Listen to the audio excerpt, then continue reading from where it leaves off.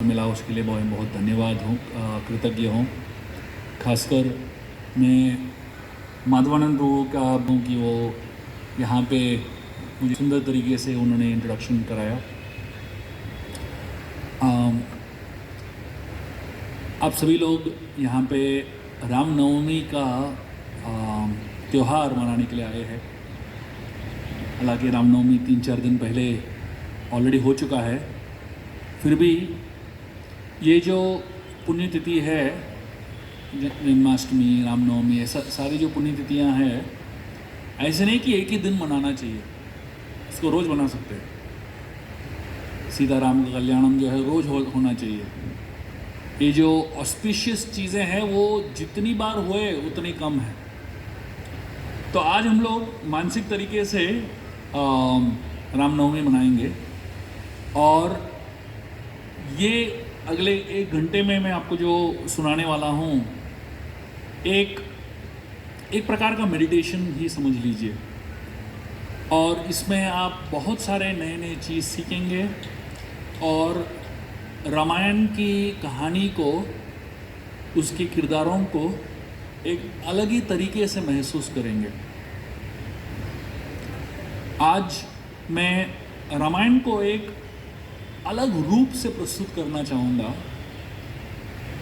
इसका आधार मैं आपको पहले से बताना चाहूँगा कि बहुत सारे हमारे आचार्य हैं जिनका मानना है कि रामायण जो शब्द है, ये जो रामायण जो ग्रंथ का नाम है, वो एक्चुअली गलत नाम है। उसका नाम गलती से रामायण लग दिया क्योंकि वो एक पुरुष है, इसलिए थोड़ा मेल होने से उन्होंने एक मेल कैरेक्टर को हीरो बना दिया रामायण का। लेकिन एक्चुअली रामायण का जो एक्चुअल हीरो है वो है सीता। तो ये बहुत सारे आचार्य कहते हैं एक्चुअली रामायण का नाम जो है रामायण नहीं होना चाहिए, सीता आयन होना चाहिए, या रामायण रखना ही है तो उसको एक एक्स्ट्रा ए डाल दो तो वो रमा आयन हो जाएगा। सीता देवी का और एक नाम है रमा, है ना। तो उसके पीछे एक तत्व भी है और उसके पीछे एक लॉजिक भी है। क्यों ऐसा बोल रहे हैं आचार्य? क्योंकि रामायण का हर कांड जो है, आप कोई भी कांड ले लो रामायण का, वो कांड का जो मुख्य चीज़ है वो सीता का ही कहानी है। जैसे आप बाल कांड ले लो, बाल कांड क्या है? सीता के विवाह की कहानी है। तो पूरा बालकांड जो है उसका जो हाईलाइट है वो सीता स्वयंवर है, वो सीता के साथ जो विवाह है वो जो स्टोरी है वो हाईलाइट है। बाकी सब जो है बिल्डअप है। जो एक्चुअल क्लाइमैक्स है वो बालकांड का, वो सीता विवाह है।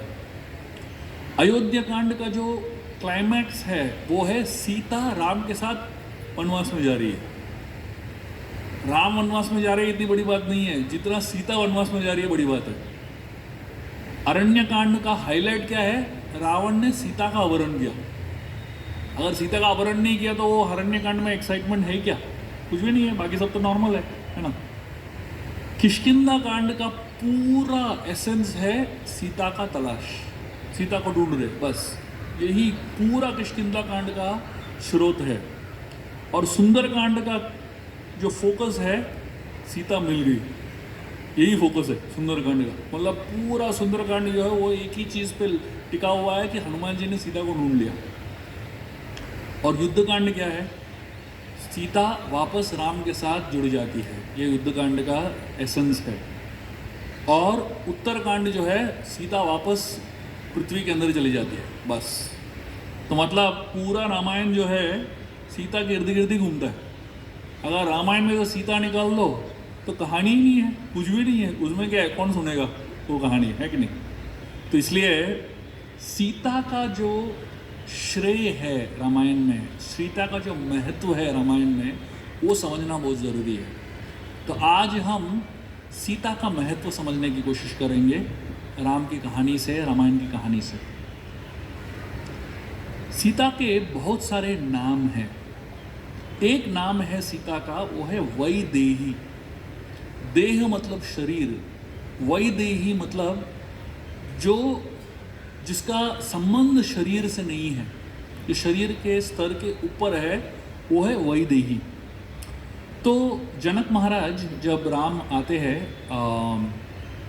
और वो धनुष को तोड़ देते हैं, तो जनक महाराज राम को कहते हैं ये सीता है, और वो कहते हैं ये अयोनिज है। अयोनिज का मतलब क्या है? उसका जन्म साधारण तरीके से नहीं हुआ। अभी राम का भी जन्म साधारण तरीके से नहीं हुआ है कि नहीं? राम का जन्म जो है, उनकी माता ने खीर खा लिया, खीर खाने के बाद राम का जन्म हुआ। अभी कोई व्यक्ति, साधारण व्यक्ति, खीर खाने से उसका जन्म थोड़ी होता है कि नहीं? तो ये असाधारण है राम का जन्म। तो वैसे ही राम सोच रहे थे मेरा विवाह जिसके साथ भी हो उसका जन्म साधारण हो तो कैसे जमेगा। तो इसलिए राम विवाह कर ही नहीं रहे थे किसी को। वो एक्चुअली किसी को देख भी नहीं रहे थे, किसी स्त्री की तरफ वो देख भी नहीं रहे थे। दो कारण है। एक तो वो ऐसे भी देख नहीं रहे थे क्योंकि उनका इंद्रिय नियमित है, कंट्रोल में है, लेकिन इसलिए भी नहीं देख रहे थे कि कोई उनके देखने योग्य ही नहीं है। थोड़ा सा घमंड भी होता है ना व्यक्ति में, जो बहुत सुंदर है उसके अंदर थोड़ा सा घमंड भी होता है कि भाई थोड़ा कुछ तो कनेक्शन होना चाहिए, है कि नहीं? साधारण लोग जो है इस दुनिया में, वो राम के साथ क्या तुलना है? तो राम किसी को देख ही नहीं रहे थे। तो जनक महाराज जब सीता को लेके आए, वो बोले ये सीता है और ये अयोनिज है। तो मतलब आपका जो मैच है वो मिल गया। और सीता को जब जनक महाराज राम को दे रहे थे तो बार बार राम को बोलने लगे ये तुम्हारी सीता है। तो सोचने की बात है कि राम को वापस क्यों बोल रहे ये तुम्हारी सीता है? क्योंकि बताया जाता है सीता को एक बार देखने के बाद राम के होश उड़ गए, और वो मतलब एक बार कोई बहुत ही अचंभित करने वाला चीज़ देख लिया, आपके होश उड़ जाते हैं, तो आप ध्यान बराबर आपका लगता नहीं है। तो हर जगह जो है राम को सीता ही दिख रहा है। तो जनक महाराज बोल रहे हैं ये आपकी सीता है, किसी और का हार मत पहना देना, सीता समझ गए। तो इस तरीके से राम और सीता का विवाह हो रहा था। तो सीता राम का विवाह होने से पहले एक घटना होती है जिसमें हमको सीता का मन, उनके मन में क्या विचार चल रहा है वो समझ में आता है। बताया जाता है कि सीता ने जब राम को देखा, वो वरमाला लेके आ रही थी, राम को पहनाने वाली थी, और राम ने धनुष उठा लिया था शिव जी का, और धनुष टूट भी गया था। और जनक महाराज ने ये कंडीशन रखा था कि जो भी धनुष उठाएगा शिव जी का वो सीता के साथ विवाह कर सकता है। हजारों राजकुमार, हजारों राजाएं पहले आ चुके थे, कोशिश कर चुके थे और उठा नहीं पाए, और उन्हें धनुष मतलब हार के चले गए। और यहाँ पे अंत में एक व्यक्ति आता है जो धनुष को उठा लेता है। तो मतलब इतने सालों के बाद जो है फाइनली वो व्यक्ति आ गया जो एक्चुअली धनुष उठा सकता है। तो सीता तो उतावली थी, विवाह करने के लिए तैयार थी, उत्सुक थी। लेकिन जब सीता नीचे आई वरमाला के साथ, तो राम ने कह दिया जब तक मेरे पिता इस विवाह का संबंध नहीं सहमत नहीं होंगे मैं विवाह नहीं करूँगा। तो सीता का हृदय तो टूट ही गया। आप सोचिए कोई एक व्यक्ति योग्य मिला और वो व्यक्ति बोल रहा है कि मैं विवाह नहीं करूँगा। तो जनक महाराज वहीं पे मूर्छित हो गए। अभी वो शिव जी का धनुष भी टूट गया, अभी वो धनुष भी नहीं रहा वो कंडीशन फुलफिल करने के लिए, और जो उठाने वाला है वो बोल रहा है नहीं शादी करूँगा। साधारणता आप सोचिए सीता के मन में क्या विचार होना चाहिए। कोई साधारण व्यक्ति होती, कोई साधारण स्त्री होती, उसको रिजेक्शन से कैसा डील कर सकते हैं? तो मतलब सीता ने इतने लोगों को रिजेक्ट कर दिया क्योंकि धनुष नहीं उठा सकते, और फाइनली एक व्यक्ति ने उठा लिया और वो रिजेक्ट कर रहा है। तो सीता के मन में पहले थोड़ा दुख था, लेकिन थोड़े समय सोचने के बाद सीता का जो दुख है वो प्रसन्नता में बदल गया। सीता ने निश्चय कर लिया, मैं शादी करूंगी तो इससे ही करूंगी। और सीता ने उस समय सोच लिया कि 3 कारण से मैं इनसे ही शादी करूंगी। और ये जो सीता के मन में जो विचार है ना, ये हर स्त्री के मन में हो सकता है।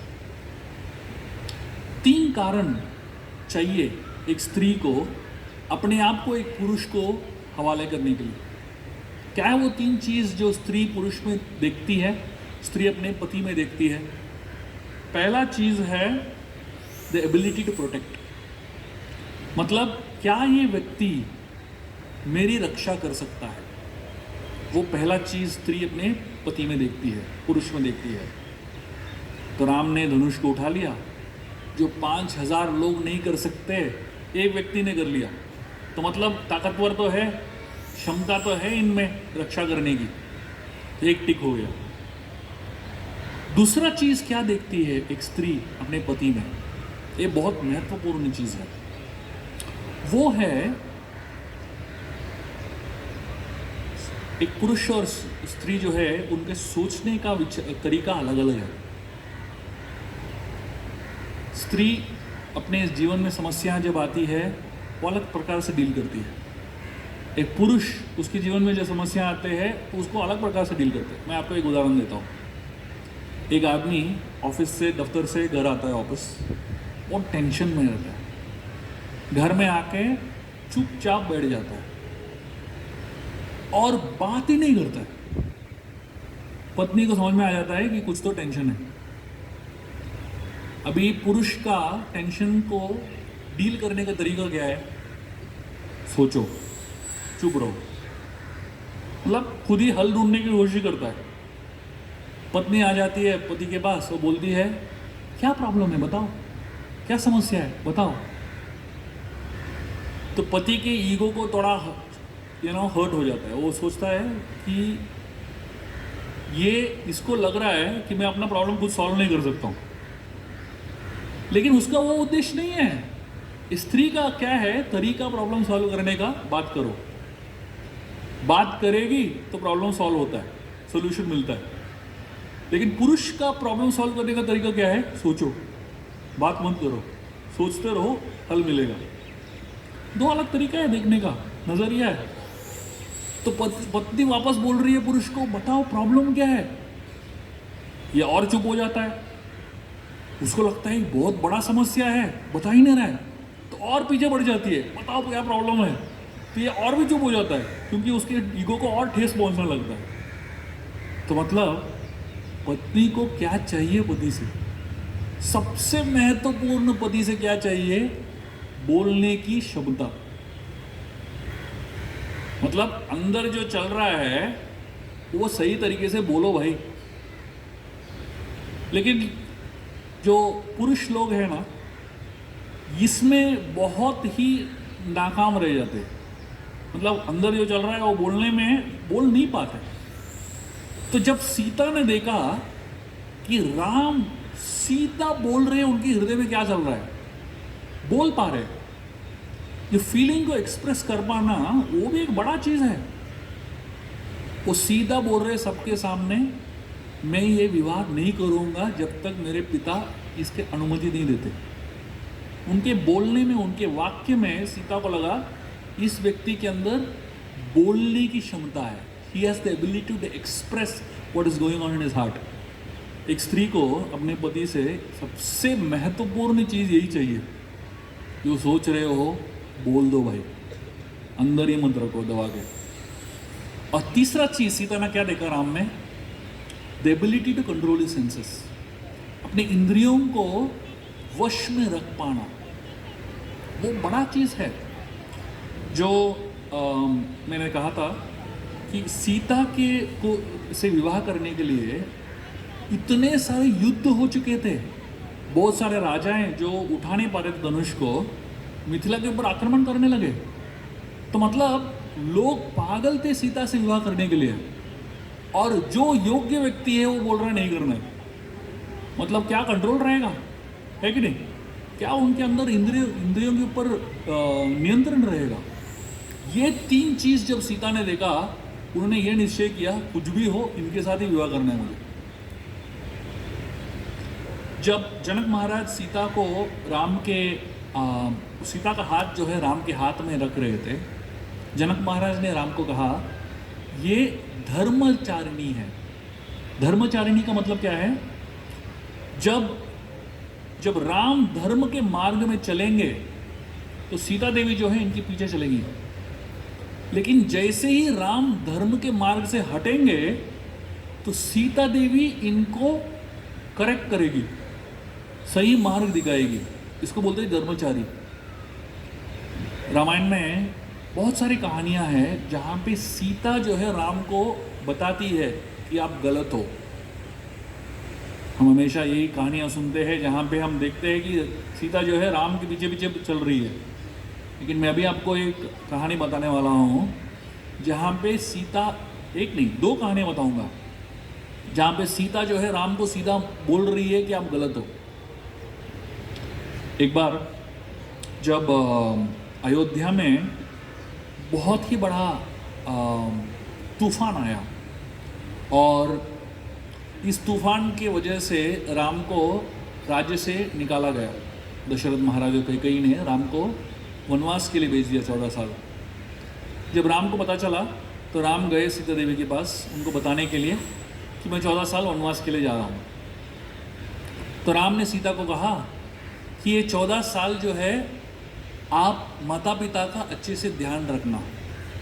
ये 14 साल जो है भरत राजा बनेंगे, वो जो भी कहेंगे उसका पालन करना। और उन्होंने ये कहा कि भरत कहीं कोई गलती कर ले तो उनको माफ़ कर देना। ऐसा बहुत सारे एडवाइस दे रहे, अपने आध्यात्मिक जीवन के ऊपर आप थोड़ा ध्यान रखो, ऐसा सब बोलने लगे राम। सीता राम को बोलने लगी कि आप मुझे ये सब क्यों बता रहे हो, मैं भी तो आपके साथ चल रही हूँ। तो राम कहने लगे नहीं नहीं नहीं, आप मेरे साथ चल नहीं सकते हो, आपको यहाँ पे रुकना पड़ेगा। तो सीता देवी जो है राम को पुश करने लगी कि मुझे भी आपके साथ चलना है। तो राम उनको बुला नहीं रहे थे, उनको आने के लिए परमिशन नहीं दे रहे थे, तो उनके बीच में विवाद हुआ। तो इस विवाद में राम ने सीता को कहा आपको मालूम नहीं है ये जंगल क्या है, आपको लगता है जंगल बगीचा है, आपको मजा आएगा जंगल में, लेकिन आपको मालूम नहीं है किस प्रकार के खूंखार जानवर हैं वहाँ पे। वो बोलने लगे अब रात को जब सोएंगे इतना आवाज होता है वाटरफॉल झरने का, और वो झरने की आवाज में आपको नींद नहीं आएगी। आपको लगता है कि आप कोई पिकनिक में गए हो, तालाब के अंदर चले जाओगे, उसके अंदर इतने खतरनाक मगरमच्छ है। तो इस तरीके से राम सीता को डराने लगे ताकि वो जंगल में न आए। लेकिन सीता देवी मानने के लिए तैयार ही नहीं है। सीता देवी राम के साथ अलग अलग चीज़ें बोलती रहती है। बोलती है कि मेरे लिए अयोध्या वही है जहाँ पे आप हो, जहाँ पे आप नहीं हो वो जंगल है मेरे लिए। आप चले जाओगे तो अयोध्या जंगल बन जाएगा, और मैं आपके साथ आऊँगी तो जंगल अयोध्या बन जाएगा। तो राम सीता देवी को कहने लगे कि नहीं नहीं, आपको नहीं आना चाहिए, आपको इतना तकलीफ होगा। सीता देवी राम को कहने लगी मैं जब छोटी सी थी, बालिका थी, तब मेरे पिताजी ने एक ज्योतिष को बुलाया, और उस ज्योतिष ने मेरा हाथ देखा, और उस ज्योतिष ने मुझे कहा कि ये जो स्त्री है, ये जो लड़की है, उसके जीवन में 2 बार जंगल जाएगी। सीता देवी कहने लगी उस दिन से मेरा बैग पैक करके मैं तैयार हूँ जंगल में जाने के लिए। और सीता देवी राम को कहने लगी आप जंगल जाएंगे कि नहीं पता नहीं, मैं तो पक्का जंगल जा रही हूँ। तो राम अभी अलग अलग तरीके से उनको ना बोलने की कोशिश कर रहे हैं, लेकिन सीता देवी मान ही नहीं रही है। अंत में राम सीता को बहुत जोर से बोल देते नहीं तुम नहीं आ सकते हो।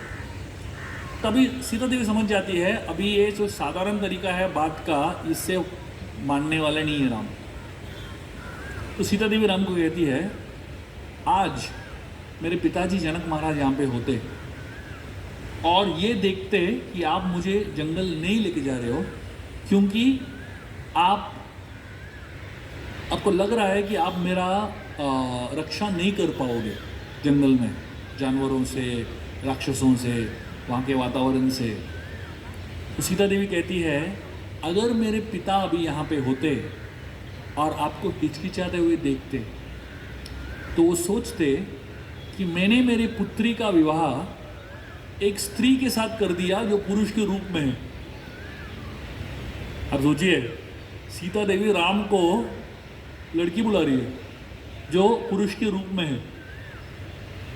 राम ऐसे हिल गए तो बोलने लगे चलो आ जाओ आप, तुरंत मान गए। लेकिन सीता देवी को हृदय में उनको मालूम था कि उन्होंने चोट पहुंचा दिया राम को, है ना। लेकिन चोट क्यों पहुंचाया? ताकि उनको 14 साल मिले साथ में, ताकि 14 साल राम की सेवा कर सके, राम का देखभाल कर सके। कभी कभी प्रेम में थोड़ा चोट पहुंचाना पड़ता है। तो कभी कभी ऐसा हो जाता है कि प्रेम के संबंधों में भी थोड़ा चोट पहुंच जाए, तो ऐसा शब्द बोल दे कि ठेस पहुंच जाए। सीता देवी को मालूम था कि उस दिन उन्होंने राम के हृदय को ठेस पहुंचाया।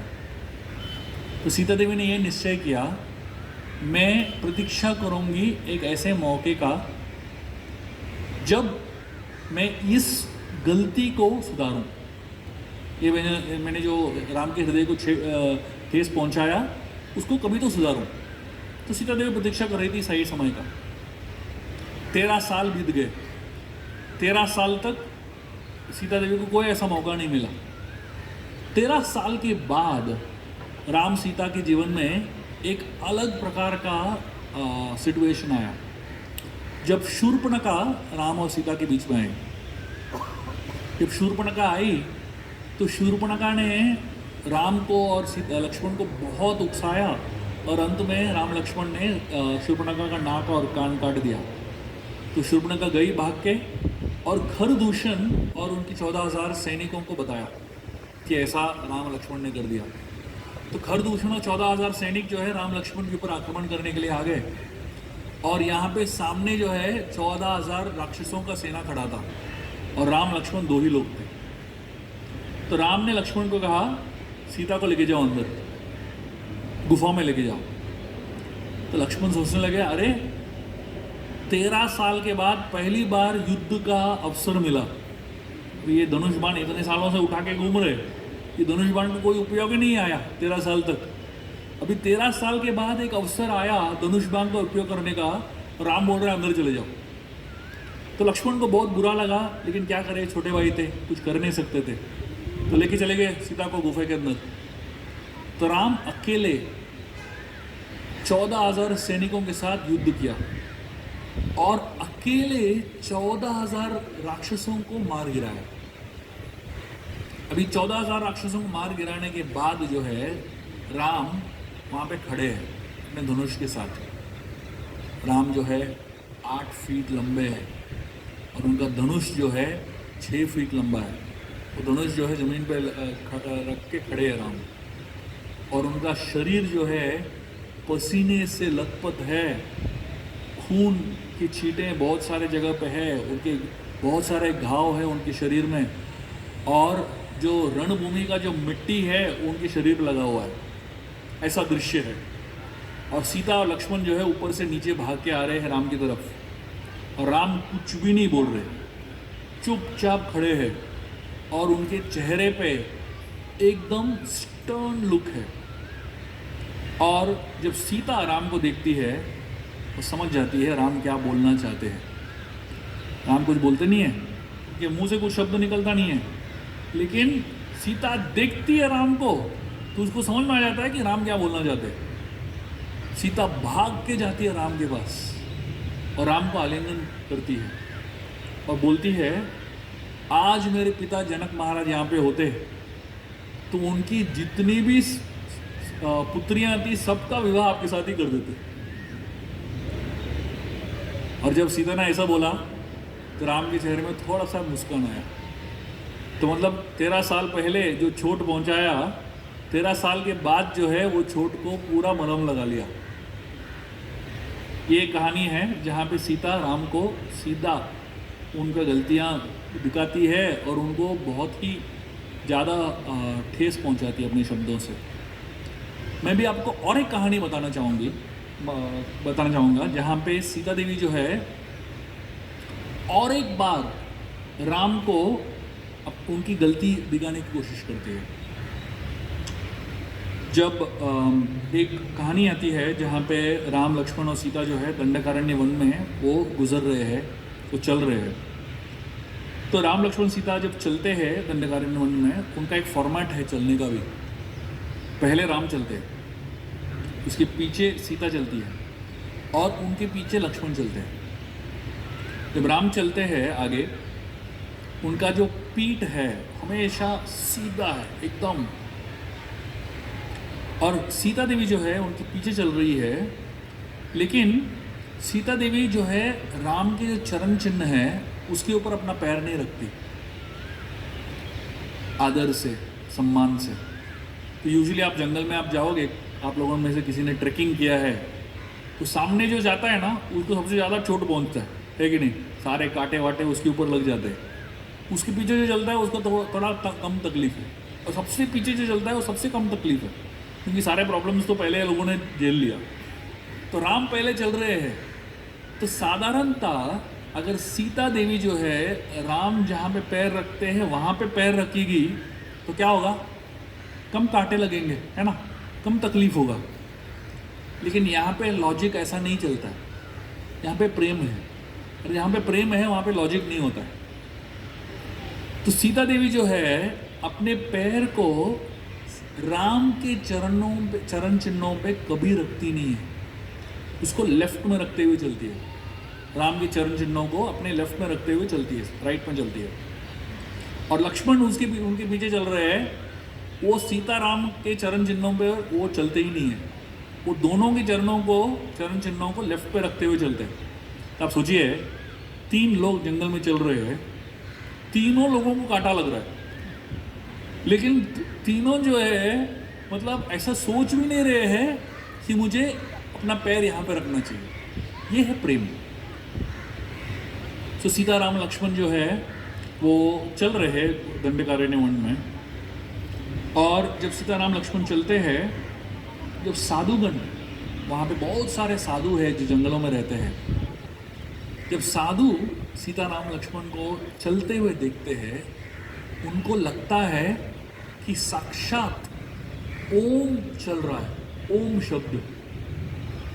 राम जो है ओम में 3 शब्द है, उ म। राम जो सामने चल रहे हैं वो के प्रतीक है। तो मतलब भगवान जो है सारी चीज़ों में फर्स्ट है। अल्फ़ाबेट्स में ABCD, आप अल्फ़ाबेट देखोगे, पहला अल्फ़ाबेट राम है, मतलब भगवान। आप संस्कृत के अल्फ़ाबेट्स भी लोगे, मतलब भगवान है। कोई भी चीज़ में, जैसे जानवरों में जो बहुत सारे जानवर हैं ना, जो पहला सबसे टॉप मोस्ट जानवर कौन सा है? शेर, वो भगवान है। तो मतलब हर चीज़ में, हर कैटेगरी में जो सीरीज होता है उसमें पहला जो है भगवान को प्रतीत करता है। तो मतलब राम, उ मतलब भगवान की शक्ति, वो सीता देवी है, और म मतलब गुरु, जो लक्ष्मण है। तो जब तीनों चल रहे हैं तो साधुओं को लग रहा है कि ओमकार चल रहा है। तो एक जगह पे पहुंचते हैं जहाँ पे बहुत सारे साधु एक साथ रह रहे हैं। इन साधुओं को बोलते हैं दंडकारण्य के साधु। ये सब एक साथ रह रहे हैं और सीताराम लक्ष्मण को आते हुए देखते हैं। बताया जाता है कि राम का जो वर्ण है, राम का जो रंग है, उनका जो शरीर है, मरकट मणि, एक प्रकार का मणि होता है जो हरा कलर का होता है, हरे कलर का रंग, हरे रंग का होता है मरकट मणि। उस मणि को आप चूर्ण कर लो, पाउडर कर लो, तो ग्रीन कलर का पाउडर बनता है। और उस ग्रीन कलर के पाउडर को मोल्टन गोल्ड, जो सोना है, उसको पिघला दो, उस ग्रीन कलर के पाउडर और पिघला हुआ सोना को मिलाओ, जो मिश्रण का कलर है उसको ग्रीनिश गोल्ड कहते हैं। वो भगवान राम का कलर है। अब सोचिए कितना यूनिक कलर होगा वो, ग्रीनिश गोल्ड कलर। जब राम चलते हैं जंगल में, उनका शरीर से तेज जो उत्पन्न होता है, उनके शरीर का जो तेज है उसको ब्रह्म ज्योति बोलते हैं। वो तेज जो है सारे जंगल के पेड़ों के ऊपर लग रहा था। जैसा कोई नियॉन लाइट है, नियॉन लाइट चलता है तो कैसा लगेगा, तो पूरा सारे जो पेड़ है वो हरे हो रहे थे। बहुत दूर से दंडकारण्य के साधु राम को जब देख रहे थे चलते हुए, ऐसा लग रहा था एक लाइट चल रहा है, ग्रीन कलर का लाइट उनकी तरफ। ये साधु लोग जो है इतने अचंभित हो जाते हैं राम, सीता और लक्ष्मण को देखते हुए, और इन तीनों को गुणगान करने लगते हैं। एक साधु कहता है कि ये राम जो है कितने सुंदर है। उनको बोलते हैं ये इतने सुंदर है कि उनका जो शरीर है उसको बीच में आधा कर दो। भगवान राम का जो शरीर है उसके बीच में एक लकीर लिख दो, लकीर खींच दो। शरीर का इस तरफ का भाग और इस तरफ का भाग जो है एग्जैक्ट सेम है। तो मतलब there is symmetry in the way he looks. हम सब का शरीर आप देखोगे, अपना खुद का फोटो ले लो और बीच में लकीर खींच लो, इस तरफ का जो है और इस तरफ का जो है बिल्कुल अलग है, मतलब सिमेट्री नहीं है। इसलिए हम लोग थोड़ा अजीब दिखते हैं, है ना। लेकिन भगवान इतने सुंदर क्यों दिखते हैं? क्योंकि परफेक्ट सिमेट्री है राम के दोनों साइड्स में। तो दूसरा एक साधु बोलता है ये व्यक्ति जो है लावण्य है, इतना सुंदर है, उनके शरीर से तेज निकल रहा है। दूसरे एक साधु बोलते हैं ये जो राम है, ये जो व्यक्ति है, ये सुवेश है। सुवेश का मतलब क्या है? वेश मतलब कपड़े, जो जिस तरीके से हम कपड़े पहनते हैं ना। सुवेश का मतलब है इनका कपड़े पहनने का तरीका इतना अद्भुत है। अभी राम ने क्या कपड़े पहने हुए थे? ऊपर जो था एक डियर स्किन था, एक चमड़ा था, और नीचे जो था ट्री बार्क था। तो मतलब डियर स्किन और ट्री बार्क जो है ये साधारण वस्त्र है जो सारे साधु जंगल में पहनते हैं। लेकिन जब राम यही वस्त्र पहनते हैं, एक साधु बोलता है ये क्या दिखते हैं?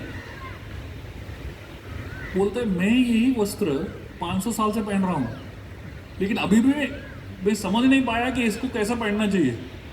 कुछ लोग हैं ना, उनको धोती कुर्ता पहना हो 10 साल भी पहनेंगे फिर भी गलत ही पहनेंगे। थोड़ा इधर लटकता है, थोड़ा उधर लटकता है, मतलब आता ही नहीं है पहनना, है कि नहीं। और कुछ लोग हैं पहली बार में ही इतना अच्छे से पहन लेते हैं, है ना। तो ये साधु बोल रही है सुवेश है, इनका कपड़ा पहनने का तरीका क्या अद्भुत है, और उनको कोई भी कपड़ा पहना दो फर्स्ट क्लास दिखेगा। तो इस तरीके से सारे साधु जो है राम का गुणगान कर रहे थे। अंत में राम दंडकारण्य वन के साधुओं के समक्ष पहुंच जाते हैं, और वहाँ पे पहुंचने के बाद जो है साधु जो है राम को अपना आश्रम दिखाते हैं अलग अलग जगह, और अंत में एक जगह पहुंचते हैं जहाँ पे एक बहुत बड़ा ढेर है हड्डियों का। तो राम उस हड्डियों का ढेर को देख के अचंभित हो जाते हैं, बोलते हैं ये इतने सुंदर वातावरण में और इतने पवित्र वातावरण में ये हड्डियों का ढेर क्या कर रहा है? तो ये साधु बोलते हैं ये जो ढेर है एक कोई और ढेर हड्डी नहीं है, ये हमारे साधुओं की हड्डी है। क्योंकि राक्षस आते हैं और किसी का हाथ खींच के चले जाते हैं, और बहुत सारे साधुओं का जो चमड़ा उसको खींच के चले जाते हैं। ऐसे इतने सारे साधु बहुत ही त्रस्त हालत में है जंगल में। तो सारे साधु राम के पास आते हैं और कहते हैं हमें कृपया बचाइए। रामायण महाभारत में आप देखोगे हर बार, हर जगह, हर कहानी में आपको महल जंगल ऐसा दिखेगा। ये क्यों है? ऐसा क्यों है कि हर कहानी में, महाभारत, रामायण, पुराण ले लो, महल के बारे में वर्णन है, जंगलों के बारे में वर्णन है? क्यों मालूम है? ये सिंबॉलिक है। महल मतलब वो स्थान जहाँ पे आप सुरक्षित हो, जहाँ पे आप कंफर्टेबल हो, जहाँ पे आपको सारे सुविधाएं आपको मिलेंगी। जंगल मतलब वो स्थान जहाँ पे आप अनकंफर्टेबल हो, जहाँ पे आपको कोई सुरक्षा नहीं है, जहाँ पे आप किसी चीज़ के ऊपर और किसी के ऊपर निर्भर नहीं रह सकते, सिर्फ भगवान के ऊपर निर्भर रहना चाहिए, वो जंगल है। तो रामायण महाभारत में जंगल और पैलेस का वर्णन क्यों आता है? हमको समझाने के लिए हम सबके जीवन में भी कुछ कुछ समय जो है महलों में बिताना चाहिए और कुछ कुछ समय जो है जंगलों में बिताना चाहिए। क्यों? जब महलों में बिताएंगे तो आपको थोड़ा एक सुरक्षा का अनुभव होगा, लेकिन जब जंगल में आप समय बिताएंगे थोड़ा कृतज्ञता का अनुभव होगा और आपको भगवान के ऊपर भरोसा और बढ़ेगा। तो जंगल में साधु रह रहे हैं और वही जंगल में राक्षस भी रह रहे हैं। राक्षसों और साधुओं के बीच में अंतर क्या है? दोनों जंगल में रह रहे हैं, लेकिन अंतर क्या है? अंतर इतना ही है कि साधु लोग जो है अपनी भूख के ऊपर काबू पा लिए, अपने भूख के ऊपर नियंत्रण कर लिया, और राक्षसों को अपनी भूख के ऊपर नियंत्रण ही नहीं है बिल्कुल। हम सब लोग यहाँ पे बैठे हैं, कितने लोग साधु है, कितने लोग राक्षस है मालूम नहीं।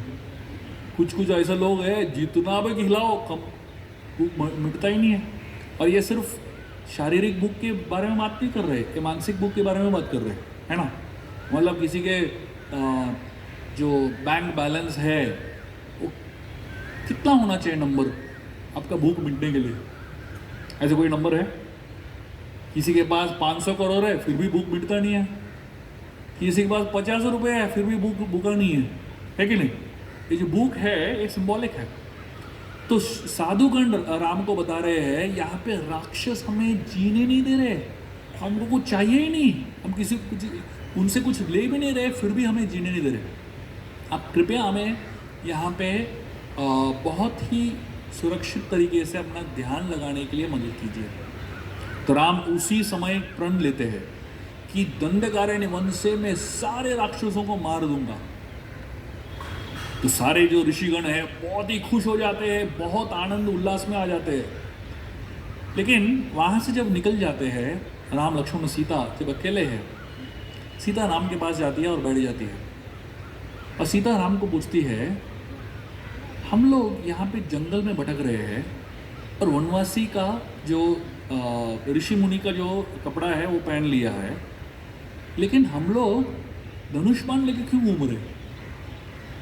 और सीता देवी राम को कहती है, ये जब हमने राज्य त्याग दिया, जब हमने अपना धन त्याग दिया, जब हमने अपना सारा जो कर्तव्य वो सब त्याग दिया, तो ये धनुष बाण लेके क्यों घूम रहे? और सीता देवी राम को एक कहानी सुनाती है।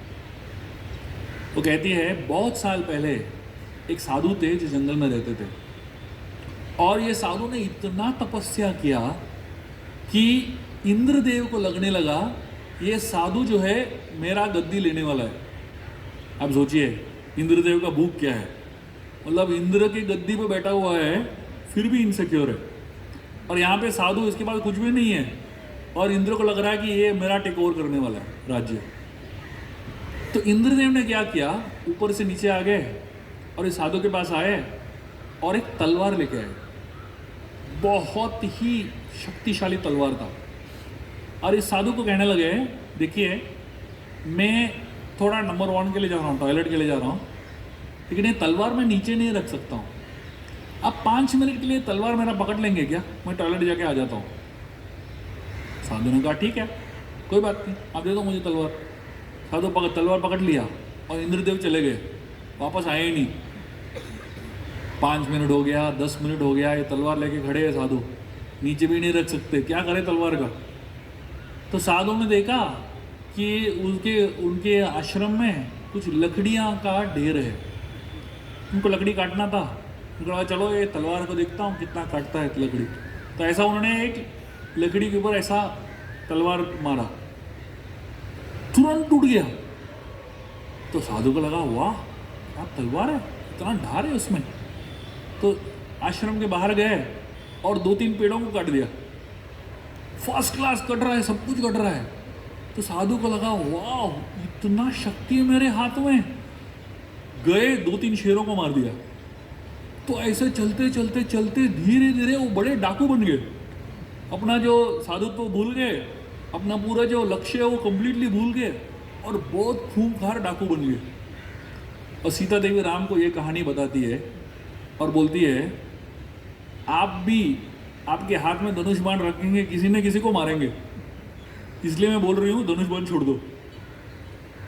अब सोचिए सीता देवी किस तरीके से फीडबैक दे रही है राम को। ऑफकोर्स राम उनको अच्छे से समझाते हैं, वो कहते हैं कि हम राज्य तो छोड़ दिए लेकिन क्षत्रिय धर्म नहीं छोड़े।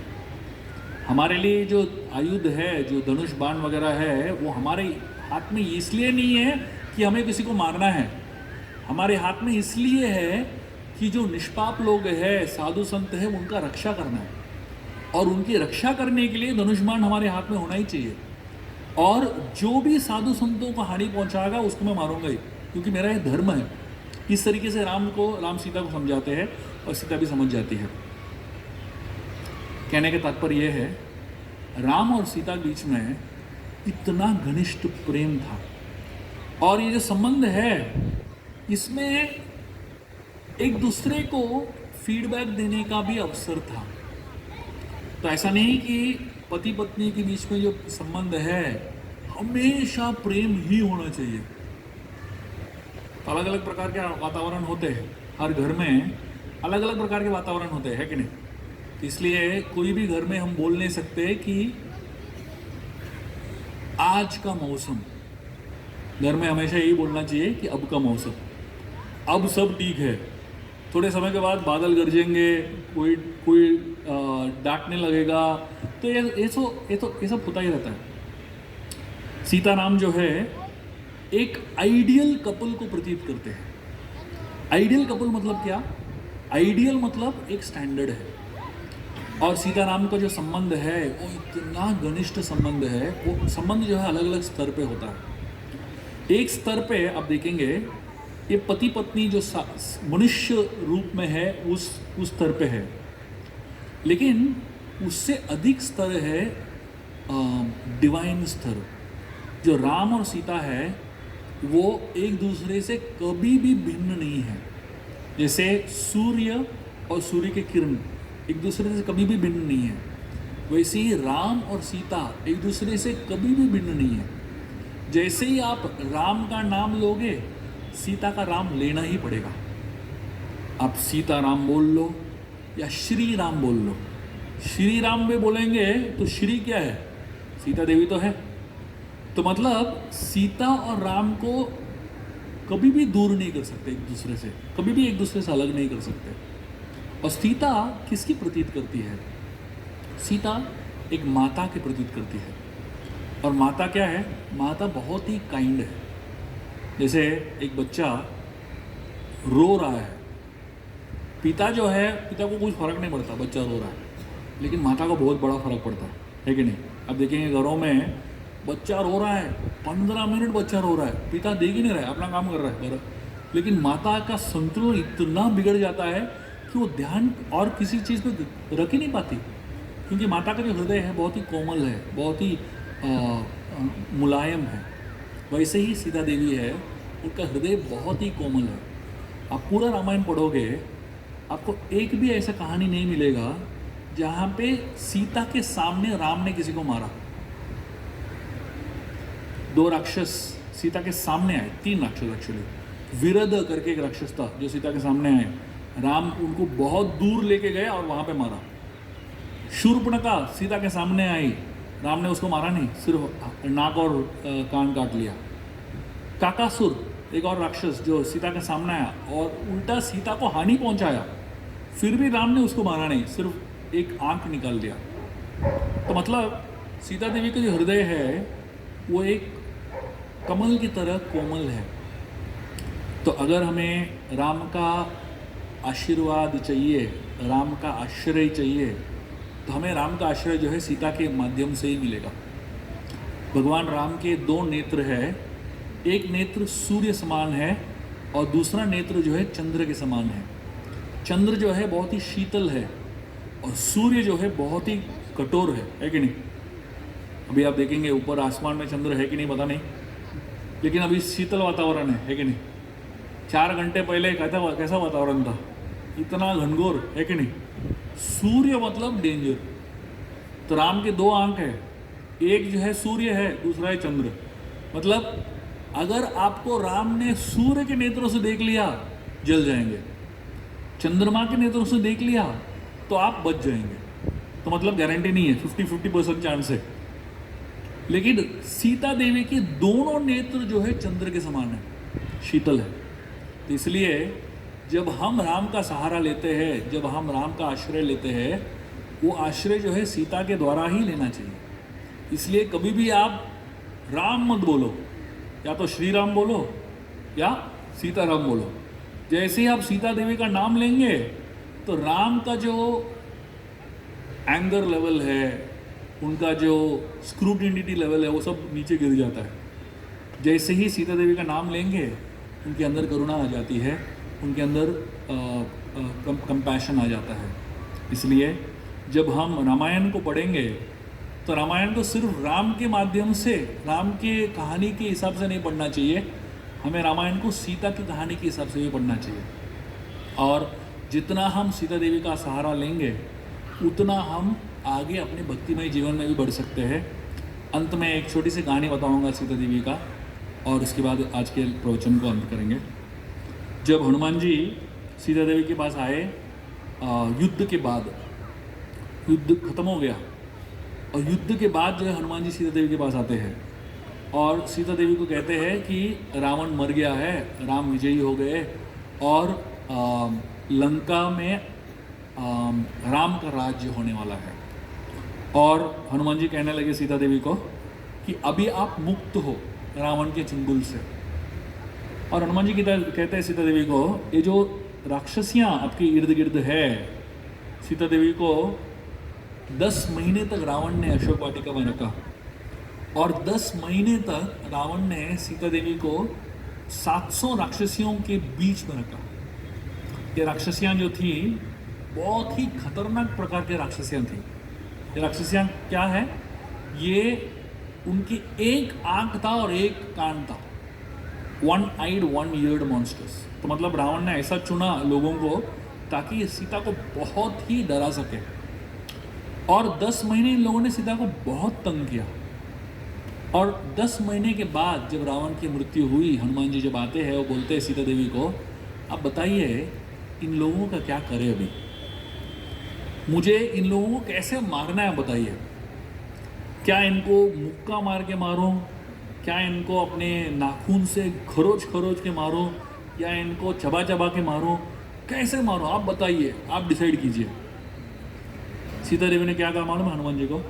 सीता देवी ने हनुमान जी को कहा, इन सबको माफ़ कर दो।